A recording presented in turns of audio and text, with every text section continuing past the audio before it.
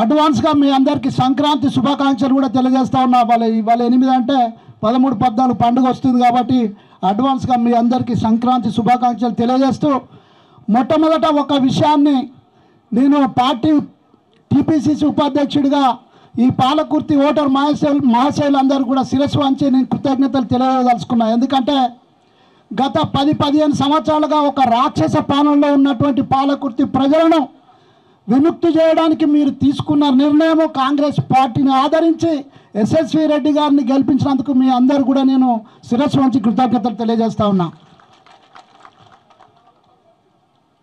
మీ అందరికీ తెలుసు, మానవుడు పుట్టడం గిట్టడం అనేది సహజం. ఒకరు 60 సంవత్సరాలు బతికితే ఇంకొకరు 80 సంవత్సరాలు, ఇంకొకరు 100 సంవత్సరాలు బతికిన చరిత్ర కూడా మనం చూస్తూ ఉంటాం. మానవుడు భూమి మీదకి రావడానికి అనేక వేల మందితో యుద్ధం చేసి భూమి మీద పడతారని చెప్పి డాక్టర్లు చెప్తూ ఉంటారు, సైన్స్ చెప్తూ ఉంటుంది. నేను కూడా విన్నాను.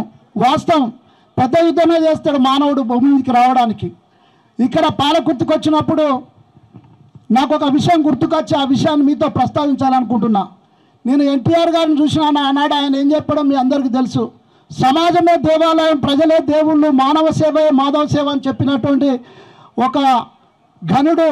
మరి ఆనాడు ఎన్టీఆర్ అయితే అది చేసి నిరూపించడానికి లక్షల కోట్ల ఆస్తులున్నా, అమెరికాలో మంచిగా చాలా బ్రహ్మాండంగా బ్రతకడానికి వీలున్నా కూడా వాటన్నిటిని వదిలి ఇవాళ నా పుట్టిన ప్రాంతానికి, నా ప్రజలకు నేను ఎంతో కొంత చేయాలి, అందరూ బాగుండాలి, అందులో మేము బాగుండాలని వచ్చినటువంటి అనవల్ల వారి కుటుంబానికి, రాజేందర్ రెడ్డి గారికి, ఝాన్సీ రెడ్డి గారికి, యశస్వి రెడ్డి గారికి మన అందరం కూడా రుణపడి ఉంటాం.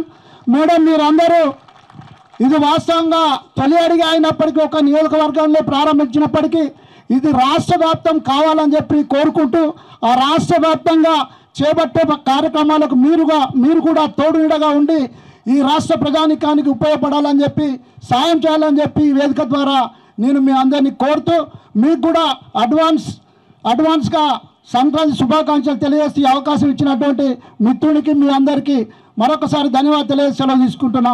జై కాంగ్రెస్.